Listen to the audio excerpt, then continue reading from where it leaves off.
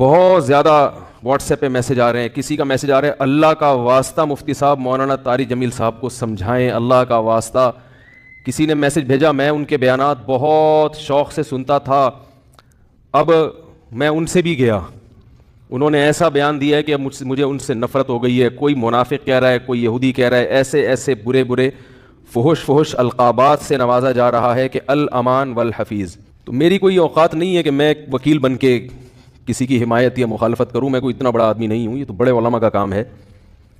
لیکن بڑے علماء ہی کے کہنے پر چند الفاظ, چند گزارشات آپ کے سامنے پیش کر رہا ہوں. آپ کی سمجھ میں آئے مان لیں, نہیں آئے تو میرے خلاف بھی ایک پورا کلپ اور فیس بک پر, کیونکہ ان کی تو پھر بھی اتنی عزت ہے, جب ان کا خیال نہیں کیا تو ہم کس کھیت کی مولی ہیں. مجھے کسی نے آج کہا کہ آپ بھی کچھ بات کریں, میں نے کہا جتنی توپوں کا رخ ان کی طرف ہے نا, اس سے 4 گنا زیادہ توپوں کا رخ میری طرف ہو جائے گا, کیونکہ وہ ان کی تو ایک شخصیت ہے, ایک بڑے بزرگوں میں ان کا شمار ہوتا ہے, ہماری کیا اوقات ان کے سامنے. لیکن یہ کہ جب بڑے حضرات ہیں, کچھ ہمارے ہی بڑوں میں سے ہیں, علماء ہیں, جنہوں نے باقاعدہ آرڈر کیا ہے کہ کوئی بات جو ہے نا لوگوں کے سامنے, لوگوں کو گائیڈنس کی ضرورت ہے اس معاملے میں تاکہ لوگ افراط و تفریط کا شکار نہ ہوں, تو پھر میں کچھ جسارت کر رہا ہوں چند الفاظ آپ کے سامنے پیش کرنے. پہلی بات یہ ہے کہ مولانا طارق جمیل صاحب ایک صاحب رائے آدمی ہیں, ان کو اپنی رائے بیان کرنے کا پورا حق حاصل ہے, اس پر دنیا میں کوئی بھی پابندی, اس رائے بیان کرنے پر پابندی نہیں لگا سکتا. آپ کو اپنا ظرف تھوڑا سا وسیع کرنا چاہیے کہ آپ اپنے سیاسی لیڈروں کی پالیسی کے خلاف, آپ کے سیاسی لیڈروں کی پالیسی کے خلاف اگر کوئی چل رہا ہے تو آپ کے اندر اتنا ظرف ہونا چاہیے کہ آپ اس کو برداشت کرو.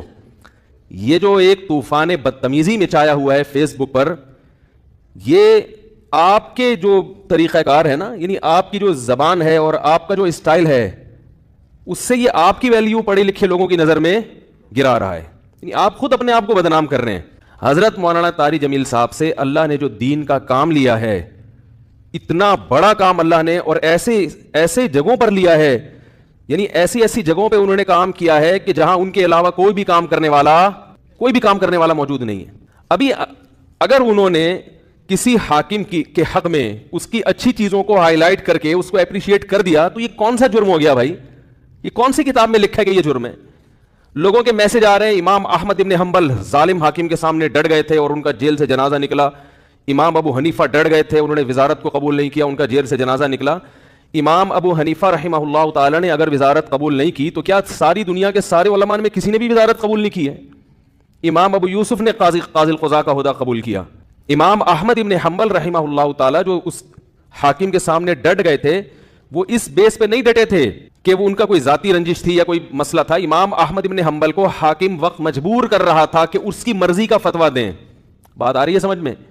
اس وقت کا جو خلیفہ تھا اس کی رائے یہ تھی کہ قرآن مجید اللہ کی مخلوق ہے, اللہ کی صفت نہیں ہے. امام احمد ابن حنبل کی رائے یہ تھی کہ قرآن اللہ کی صفت ہے, اور یہی اہل سنت کا عقیدہ تھا.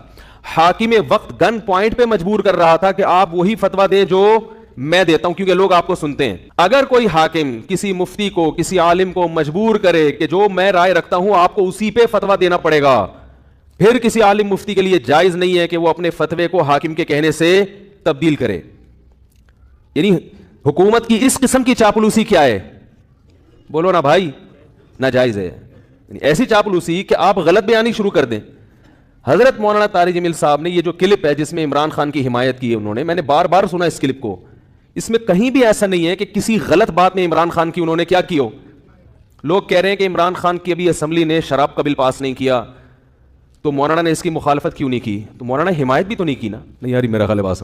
اگر مولانا اس کی حمایت کرتے کہ عمران خان اتنا اچھا آدمی, دیکھو اس کی اسمبلی میں شراب پر بل پیش ہوا اور وہ پاس نہیں ہوا, کتنا اچھا آدمی ہے, ماشاءاللہ ماشاءاللہ بہت زبردست کام ہو گیا, تو آپ کہتے ہیں یار یہ تو حکومت کی بالکل حمایت کر رہے ہیں.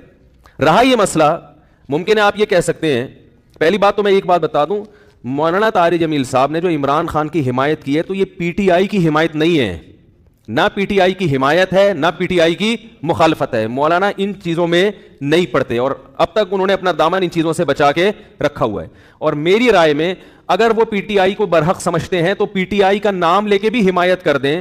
تو اگر آپ کو اس سے اختلاف ہے تو آپ ایک کلپ بنا دو کہ بھائی مولانا جو حمایت کر رہے ہیں ہمیں اس سے اتفاق نہیں ہے, اور مولانا کے جو دلائل ہیں ہم ان دلائل کو تسلیم نہیں کرتے, اور اس کے غلط ہونے کے یہ دلائل ہیں. بات ختم ہو جائے گی؟ نہیں یار میرا خیال ہے بات بھائی اگر وہ پی ٹی آئی کی صراحتاً حمایت کریں نا مولانا طارق جمیل صاحب، ان کا حق ہے حمایت کر سکتے ہیں، وہ عالم دین ہے، ان کی ایک سوچ ہے، ان کا ایک تجربہ ہے، ان کا ایک، اور حکمرانوں کے ساتھ اٹھے بیٹھے ہیں وہ، میں اور آپ اتنا قریب نہیں ہے جتنا قریب وہ رہے ہیں، تو ان کو زیادہ پتا ہوگا، ہم اور آپ کو زیادہ نہیں پتا۔ وہ ایک رائے رکھتے ہیں، اگر وہ صراحتاً بھی کہہ دیتے کہ پی ٹی آئی کو ووٹ دو، میں یہ سمجھتا ہوں کہ پی ٹی آئی بہتر ہے، اگر آپ مسلم لیگ کے ہیں تو آپ ایک کلپ بنا دیں کہ مولانا کی رائے سے ہم اتفاق، بولو بھائی، نہیں کرتے۔ مولانا نے جو یہ دلائل دیے، ہم یہ دلائل پر ہمیں اعتراضات ہیں اور یہ اعتراضات ہیں، بات ختم ہو جاتی۔ منافق اور حکومت کا پٹھو، مجھے تو وہ الفاظ کہتے ہوئے شرم آ رہی ہے، یہ کون سا طریقہ ہے بھائی؟ رائے کی آزادی کا ہر ایک کو حق حاصل ہے، تو میں کہتا ہوں اگر وہ صراحتاً بھی حمایت کر دیتے، آپ ان کی مخالفت پر ایک کلپ جاری کر دیتے کہ ہم ان سے اتفاق نہیں کرتے، ختم ہو جاتی بات۔ جبکہ انہوں نے پی ٹی آئی کی حمایت نہیں کی ہے، انہوں نے عمران خان کی اگر حمایت کی ہے تو اس لیے نہیں کہ وہ پی ٹی آئی کا سربراہ ہے، اس لیے کہ وہ ملک کا سربراہ ہے۔ بات آ رہی ہے سمجھ میں؟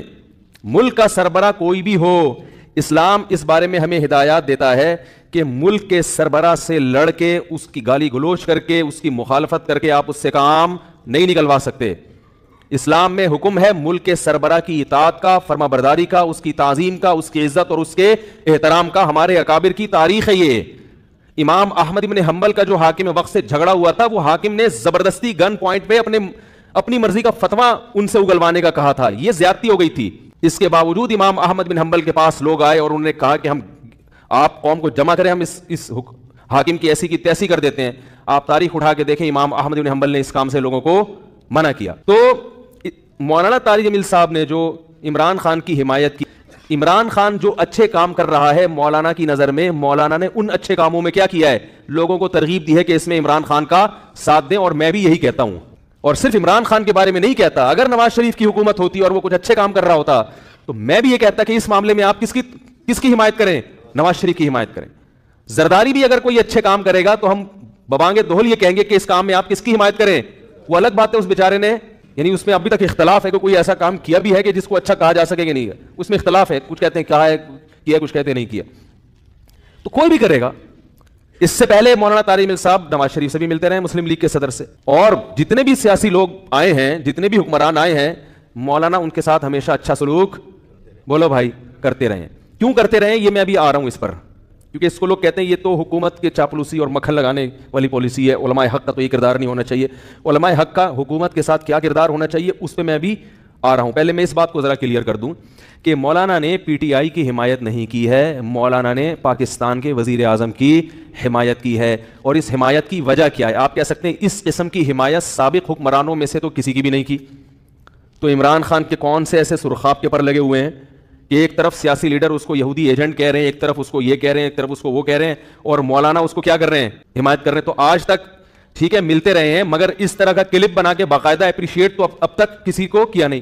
اس کا جواب مولانا نے اپنے کلپ میں دے دیا۔ ابھی پھر میں نے بیان سے پہلے ان کا کلپ دوبارہ سنا ہے۔